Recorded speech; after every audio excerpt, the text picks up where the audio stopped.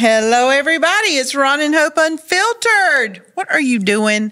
Always doing something. There's a mark on my desk. You started before I was going to get rid of it. It's all right. Can they see that black mark on my desk? No, it don't matter. Anyway. Trying to be clean for Ron everybody, and Hope baby. Unfiltered. Real, raw, relevant. Hey, guys. And guess what? Today is our 100th podcast. I feel like we've only done 4. Oh, my God. Wow, time flies So when you're new. having fun. So new So with you. new with me. So new. Everything. Oh. You make all things new. That's awesome, Ron. So anyway. You're just trying to Your hair earn looks some. different. Don't start. I just pulled it back in a ponytail. You got your hair done today, didn't you? I got the color done. That's Southern. I know where our reach is much more than Southern, but you got your hair done did. Hair done did. Mm-hmm. Okay. Got my color I was done. trying to give you a Got compliment. my Why'd you color look done. at I that? thought you were making, because you always make fun. No, I make fun of you when it's stinky and dirty. That's when I make fun, when you don't wash it. That's rare. Wash it on holidays and for church. Ronald, that is Yes. not true. Maybe. We're leaning that way. Girls go like every other day or sometime 2 or 3 days before they wash their hair. Y'all got twigs. Y'all got these little twigs, and we got long hair, and it can go longer. It's a true story.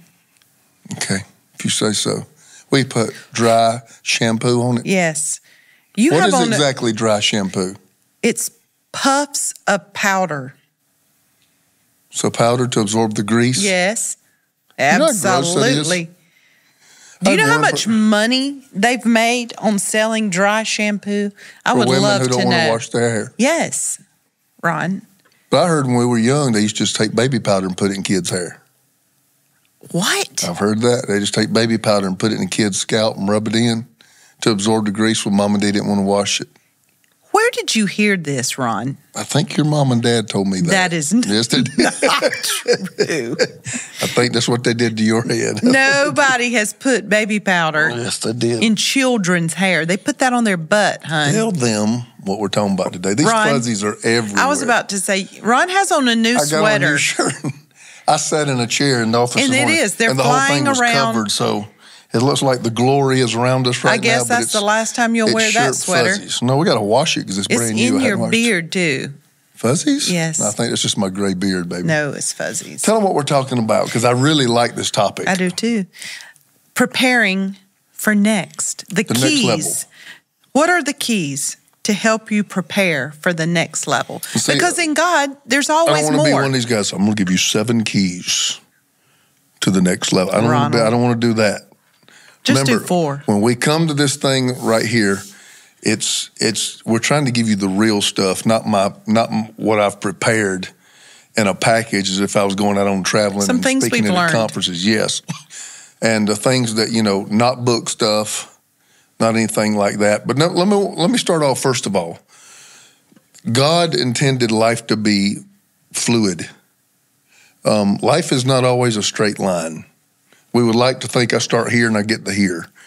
That would be nice. But that life is not a straight line. Life, I've always said, is lived on levels and experienced in seasons. Let me say that again. You go from faith to faith, glory to glory, as by the Spirit of the Lord. So the Spirit of God in me always has a next faith and always has a next glory. It's more. Always. That's what I said. I press toward the mark of the high calling of God. The upward call, as one translation says. It's just, there's no place called there. You've heard me say it. It's just upward. As you follow God, Growth. you just keep lifting. Yeah. The law of lift takes you away from the law of sin, which is a gravitational pull. It is the law of lift that lifts you above everything. So, number one, people need to understand that things are not supposed to be the same forever. They're not supposed to be. We have some people that live in cultures in part of the countries, maybe even learn in their family, this is the way we've always done it. We live the same exactly level our right. whole life. And there is something to be said for traditions that are passed down culturally. I'm not knocking that. But the fact is, if your life looks exactly like your mom's and dad's, which looked exactly like their moms and dads, something is missing, because God wants this family to be fruitful, multiply, increase, fill the earth, and subdue it. Say it again. What's he want? Multiply, fill the earth, increase, have dominion, subdue the earth. That is exactly the first commandment given, listen, to the family. To the family. Yes. Okay. Multiply, increase. So life is supposed to be fluid. It's not supposed to be rigid. So here's the thing. If I'm going to be fluid, this is going to be hard. What does fluid mean, Ron? Moving. Moves, mobile, fluid, not the same. I can't fall too much in love with now, because God will change it. Mm-hmm. And God will cause instances in your life to confront your now. Mm-hmm. If he doesn't like you staying stuck either. He doesn't want you not living on the level he's designed you to live on. So he will confront your now. There was a very popular book written 10 or 12 years ago that I took the whole staff through. It's not a Christian book. It's a secular book, but I took it and proved with it biblical principles, called Good to Great. And I've always told everybody, it's easy for people to let go of bad stuff. Mm-hmm. Like, take this addiction from me, take this debt from me, take this loneliness from. That's easy to let go of. Mm-hmm. When God starts asking for good stuff, because he wants to give you great stuff. That is where people have a struggle. And listen, if you've never had it good and all you've had is bad, then good seems like great. Oh, that's so good. Say it again. If all you've had is bad. If you've never had it good and all you've had is bad, some people have never had anything passed to them but a curse and trouble and hardship and debt. Nobody ever blessed them. Nobody ever set them up. Nobody ever helped them. And so all they've had is bad. And if they finally get to, man, this is a good spot, they're willing to camp out there. That's what Israel was. Yeah. Egypt was bad. Mm-hmm. Promised land is great, but in between is good. You know, we're not getting beat anymore by Pharaoh's card. But we're not eating of the fruit of the land. Well, we're not in a land flowing with milk and honey either. And God has purposed the land that flows with milk and honey, which means I've got to keep moving. Yeah. Okay? Though I walk through the valley of the shadow of death. You're in the valley of the shadow of death, keep walking. Yeah, get out. Don't stop. Don't build a house. Keep walking. So the first thing in going to the next level is the understanding and embracing that God has another level, God has another season, and my life has to be fluid, mobile, not rigid, and I can't ever fall in love too much with my now, because if you do, you forfeit your future. That's right. Okay? So that's the first thing I want to say. Anything you want to add to that? Because you may have a lot of personal circumstances and stories that we can weave into this. No, I love that. That really resonated with me when you said people who have had it bad think good is great. Think good is the stopping point. Like, oh, well, I grew up this way. Well, now I got this. This is okay. But God's got so much more. If you grew up in a single home and your mom worked 2 jobs and all you know is getting eviction notices every 90 days and your mama did the best she could and you had no dad in your life. Okay, if you ever get to a place and the rent's paid, this is great. Yeah. I know when I come home tomorrow, there's not going to be an orange slip hanging on my door. Okay, it satisfies that safety. It's next. Yeah, it's next level. But it's not great. Right. Okay. There are people listening to us right now that are trying to walk into all types of blessings. We got one man that's just come into our life that did $250 million last year. And he was talking to us about his next. Right. Okay. And we've got people who've come in trying to get off drugs and their addiction has left them homeless. And they're praying for the blessing of the Lord. You know what the blessing of the Lord is? A roof and a meal. Yeah. And then the other guy, his next status would be billionaire status. And he's believing God to be blessed. So blessing. And there's nothing wrong with the roof and a meal. There's neither one. It's blessing. But you got to keep going. Blessing is always has a next level. And for this guy, it's stability. For this guy, it's billionaire breakthrough. There are all different levels of life, and all of them pertain to somebody that we're talking to. Yes. The next thing I want to say, and I'm not going to turn this into mind world, although mind world is my most watched, my most bought, my most purchased CDs, DVDs, my most watched YouTube. I don't really believe, Hope, that people are stuck. I believe people's mind is stuck. Yeah. And because their mind is stuck, they physically get stuck. They don't move because their mind has been locked in a place. The Bible proclaims that as a man thinketh, so is he. My reality is an outward derivative of what my thought life is. And if you get to the place you are not being exposed, I'm going to talk about that in a minute, you're not learning, you're not growing, you're not being challenged. If you ever get to that place, and this is a dangerous place, when you're the smartest one in the room. The dangerous place is when you're the one in the room everybody looks to, you're really in the wrong room. Yeah. Because you're not in a room that can strengthen you, you're only in a room that can deplete you because everybody in there needs what you have. And so long and short of it is you've got to move to next level. You got to make sure that your mind goes there first. I'll talk about that in a minute. Yes, I think we've got an advertiser that's come in and we need to talk to them. Yeah, because we're talking about something they can help you with. Yes. This show today is sponsored by BetterHelp. And, you know, our last show, I talked with Dr. Sandra about, you know, creating this stigma of mental health, and it's taboo and nobody wants to talk about it. And I am so proud of the church. We love Dr. I'm Sandra. so proud of the world, how we are trying to take that stigma away, because we all need somewhere to bounce our thoughts. We need somebody to help us get a different perspective. Our perspective isn't always right. We think we are, don't we? But we're not always right. The stigma of needing help, meaning you're weak. Right, and you're not weak. You're not weak. When you bring a totally objective third party into anything, they see your blind spots. They do. They see what you don't see. And we are advocates for counseling. Yes. We've used counseling. We counsel people.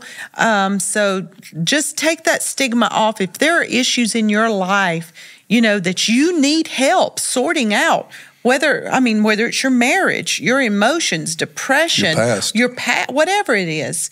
Listen, BetterHelp can help you. And it's this time of year. It can be a lot, right?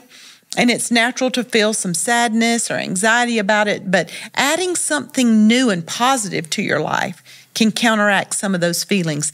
Therapy can be a bright spot amid all the stress and change, something to look forward to make you feel grounded and to give you tools to manage everything that's going on in your life. Therapy is helpful for learning positive coping skills, how to set boundaries. It empowers you to be the best version of yourself. It isn't just for those who've experienced major traumas. It's really for everybody. So if you're thinking of starting therapy, give BetterHelp a try. It's entirely online, designed to be convenient, flexible, and suited for your schedule. Just fill out a brief questionnaire, get matched with a licensed therapist, and switch therapist anytime for no additional charge, okay? Find your bright spot this season, okay, with BetterHelp. Visit BetterHelp.com/Ron and Hope today to get 10% off of your first month. That's BetterHelp, HELP.com/Ron and Don't forget Hope. that part. Ron and Hope. That's exactly right. Okay. So we're talking about moving our mind and getting our mind unstuck right here after BetterHelp.com. I think that can be the hardest part. Yeah. Because as you and I, unfortunately, know all too well, the mind can be traumatized and never move past it. Yeah. And something can happen when you're 11, you're 12 years old, and you have no idea. You're not even conscious of the fact it is driving your decisions at 35. Right. Well, a lot of times we try to forget those things and we stuff them down. I mean, you know, you could see your parents fighting or hear your parents fighting and screaming, and it caused you such anxiety as a child. But as a child, an 8, 9, 10-year-old, you don't understand. You don't have the capability to understand all that it's doing to you emotionally, but you live the rest of your adult life with all this bottled up anxiety and anger that you couldn't scream at your parents because they're your parents, but now you scream at your spouse. Even yesterday on the plane when I was flying back to the East Coast, I watched a movie. I'm not going to say the name of the movie, because there'd be so many people have so many different opinions about a movie. But I watched a movie where it was this lady in her late 30s, and she had the reputation of a man-eater. I mean, she just destroyed them, eat them alive, destroyed them. They would really like her. She had a lot of likable characteristics, but by the time they really got zoned in to make a commitment, and this was her pattern in life, well, come to find out, she was born from a dad who made a mistake with her mother, and dad was married to somebody else. She was the mistake. Dad had money, bought him a house, but never came to see him again. She wrote her daddy letters. Her daddy never responded. And so here came this pattern of her, actually the anger that she had. She just eat men alive.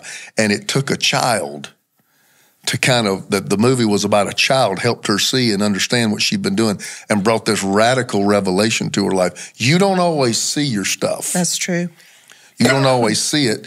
Here's the way you can tell if your mind is stuck. If you're seeing the same scenery. You've seen the same thing. It's a cycle. It's a cycle. It's a cycle. Excuse me. If your mind is stuck, you can usually, no matter how much money I make, I'm broke. No matter how many people I date, it ends right here. No matter how many times I have been married, this problem always arises. In other words, you see the same scenery over again. That usually means mentally you are stuck and your life is not allowed to progress forward. Now, problem, if God has other levels and other seasons and your mind is stuck, what do you do with that? You're going to have to stop life long enough.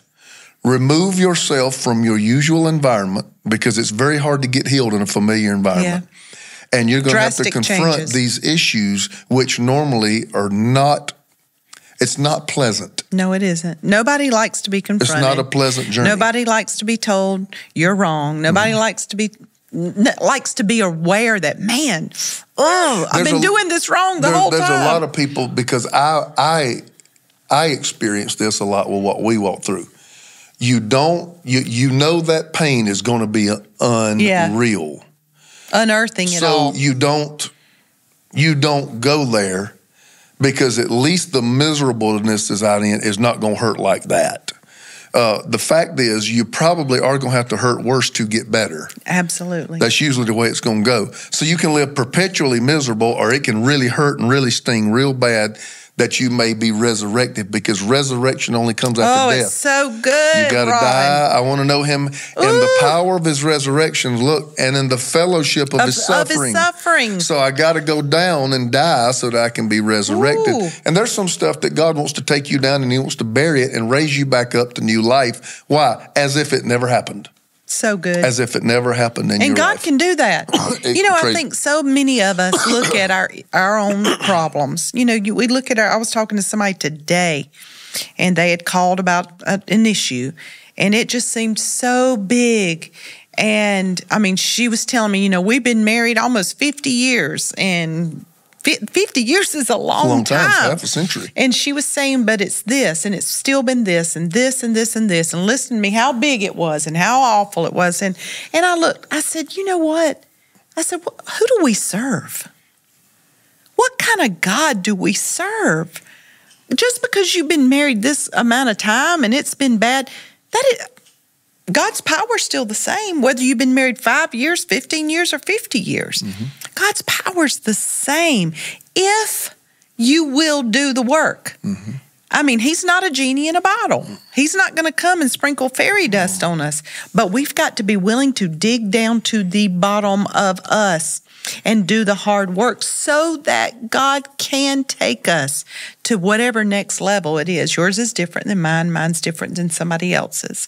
But God's always wanting to stretch us. He's always wanting to grow us. But it will always require work. Your eyes are pretty. My eyes are pretty. Thank you, Ronald. I'm just looking at you while you're so passionately talking right there. Three practical things. How much time we got? I don't know. How much time we got? We good?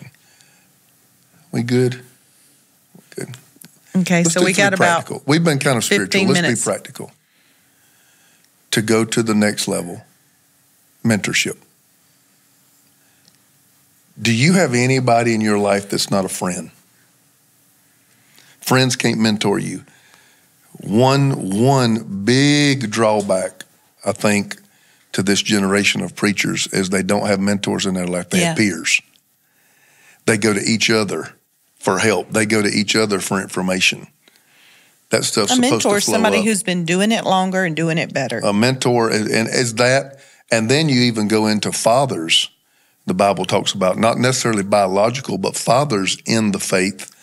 And the fathers may not have even done what you're going to do, but they anchor you to you. Yeah, they anchor you to what's right. They call you higher as a person. Yeah. They call you higher as a person. They might not can take you into your future as far as your function, but you as a person, they can always raise you up to a higher place. What? I'm sorry.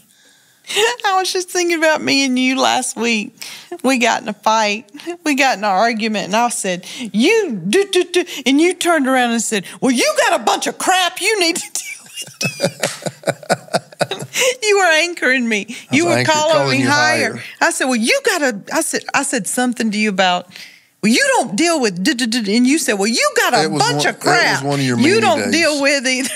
We've talked about in the podcast your meanie days. And your meanie day had just gone so long, I couldn't take it no more. I had to respond.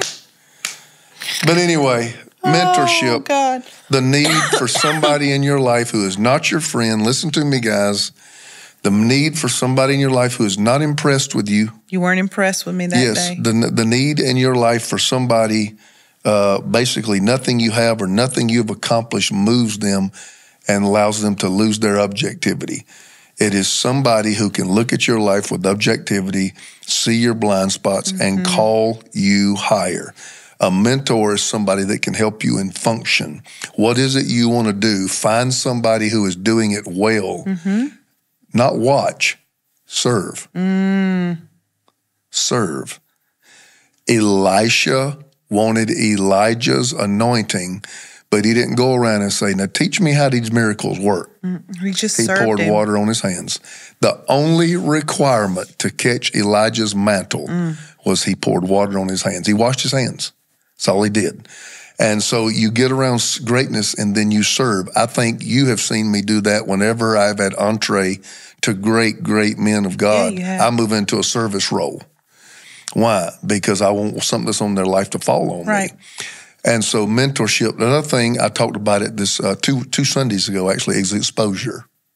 It's going to be hard to go to the next level if you never see the next level. Or if you resent the next level. You see it, but you resent it. When you see the next level, you will either be inspired or you will be intimidated. Yep. You will always be inspired or you will always be intimidated. If God puts you in that room and you're intimidated, it's not time for you to be in that room. If you can get in that room and you're inspired, then it was time for you to be in that room. So exposure is the key to everything. And there are people that you have so much more in you, but you suffer for severe lack of exposure. Even Jesus said, he was talking to Nicodemus, if you can see it, you can enter it. If you can see it. And I will tell people that is so true because in my life, I've always told you, if I can ever see it, I'm dangerous. Well, it's the same thing in write the vision down, make it plain, so that those who read it can run with it. They got to see it. They got to see that vision so that they can get to the next place to implement the vision. You remember we wanted to do all those outreach ministries, so what did? We crawled on a plane and went to Tommy Barnett's church, who had a parade of ministries.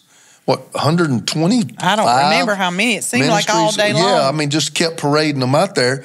And I went up on Prayer Mountain behind his church and prayed and asked God, let me be able to do these same things back where you have placed us. Yeah. And we duplicated many of those same things, and maybe some of them even on another level. And the fact was, as long as it was talk, it was difficult for me. But when I saw it. Yeah. And our staff used to always laugh when I go off to a conference or something. They'd like, you better enjoy it because when he comes back, it's on, So mentorship and exposure. Number 3, atmosphere.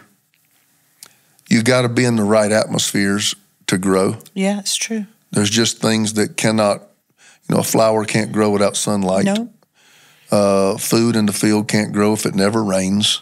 Some things can't grow in cold weather. Yeah. Some things can't grow in the scorching heat. The sun will burn them up. So what atmospheres you're in and hope. What atmospheres are you creating? This is what we're talking about, letting go of things that are hard to let go of. Some of you are not around any people that cause you to elevate your game. No, most people are around people who talk about and criticize and hate on people. Let me tell you something. Who are doing something better than them. Let me tell you something that happened to me, Hope, probably in my life 10 to a dozen times. Preaching at conferences right before or right after Bishop Jakes.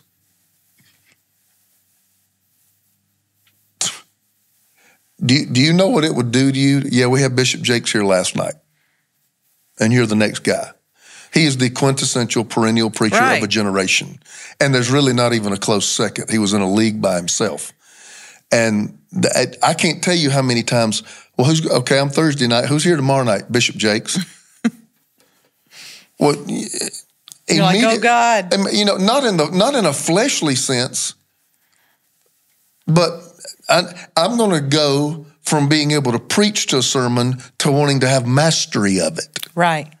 You know what I'm talking about? Why? Just because I heard that environment is going to be right here where I am. It causes you to rise. Exactly right. They said that was the great thing about Michael Jordan. Or it'll cause you to run. They said that was the great thing about Michael Jordan. They said I don't care who you were, he elevated your game. I have this story of myself, if I could just share a quick story, because people on the podcast love them. My first college basketball practice. Remember I told that story? I was a great basketball player, if I may say it, at a school that didn't have a great basketball program. So we were not known at BHP. We're a football school. Yeah. We still are. You were the shining star. 30 years later. But I was a good basketball player at a team that had 500 teams. We played 20 games. We'd be 10-10. Okay? Got recruited to play basketball. So I had my world where I was there, hopefully to elevate some other people's game. I went to my very first college practice, and the guys said, come on, we're going to do warm-ups. Well, where I came from, warm-ups was layups. Right. You kind of jog down, you start breaking a sweat, get a good lather going. And here ensued these guys from the Bronx. These guys had a guy from Queens, had two guys from the Bahamas. These guys were giants. They ran like deer. They could jump out of the gym. And I'm sitting here with these guys, and the first guy's a point guard. He might have been all of 5'6", 5'7", just a little point guard. And I mean, he just launches from about the foul line and just chicken wing. Everybody knows what chicken wing dunks it. And I'm sitting here, I'm about 4 or 5 back in line. I'm like, uh-oh. And then the next guy, comes up behind, and he just hangs on the ring and hangs on the rim. And then this dunk fest ensues. Well, I could dunk, but I could dunk. That was it. And You couldn't do flips and twirls. No, I couldn't do chicken wings and gorilla and all this stuff. And I immediately hope something come up out of you. I'd sat there and I looked at the 4 or 5 guys before me, and I'm like, if you don't do what they're doing, you don't belong. Come on. And I immediately, by nothing else, nobody gave me a shot of a steroid. I didn't get a cortisone. I didn't do nothing. Just being in that atmosphere, I started doing things I had never done. Oh, that's so good. In my life. It's already in you. Yes, it was there the whole time. Already in you. It was there the whole time. But look, I wasn't in a setting that pulled it out of you. So how many of you have all kind of next level equipment? Come on. But you're not in a setting that makes a demand, so you never function in it. Jesus. So you walk around every day with inactive and dormant gifts. Jesus. Lying around that have never been activated in your life. I didn't know I was apostolic till I got around an apostle. Yeah. I didn't know I was anything out prophetic. The characteristics. I didn't know I was revelatory till I got in a revelatory environment. I remember one night I was invited to TBN to sit on a panel for 2 hours with 8 prophets. Yeah. I remember going there like, what am I doing here? I'm not a prophet. By the end of that thing, I was a prophet. Why? Because I got in that setting. I feel real strong that I'm at a point here. This is when we got to drive home. Talking about next level, I talked about embracing that life has to be fluid and mobile. Embracing that if you do feel stuck, it's probably in your head. And then thirdly, understanding you got to get the right voices, right mentors, fathers in the faith. Then secondly, what next thing I said? Not secondly, No, fourthly. it was about the fourthly. You said the environment. The environment that you're in, the setting that you're in, the voices that are around you. That is usually, I think, ooh, these fuzzies. I see them. I think many times the difference between good and great is usually going to have to do with associations. Yeah. Oh, 10 years ago, you didn't know you had 2 books in you. And I'm not saying this because I really want you to give me some sugar when this is over. You are an above average, probably approaching an elite level writer. When I read your writing, and you wrote it, you didn't ghostwrite it. They need to know this. You sat down and wrote your book. When I saw the fluidity, the grammar, the vocabulary, the flow of your writing, I was like, wow, she has a real gift. But it took a tragedy to pull it out of you. Yeah. Read. I don't know if that hadn't happened to you if you'd ever written a book. I know. Maybe you would have. I don't know. Who knows? I don't know. And but here again, walking around for 40-something years of your life, having that ability. Yeah. But there was never anything in your life that made a demand on it, because I'm not very literary as a person, so I certainly didn't make a demand on it. But that's your own. But it was already in me. That's what we're talking about. That's what my basketball practice. Yes. That was your thing. All right, this is a testimony. The world needs to hear this testimony.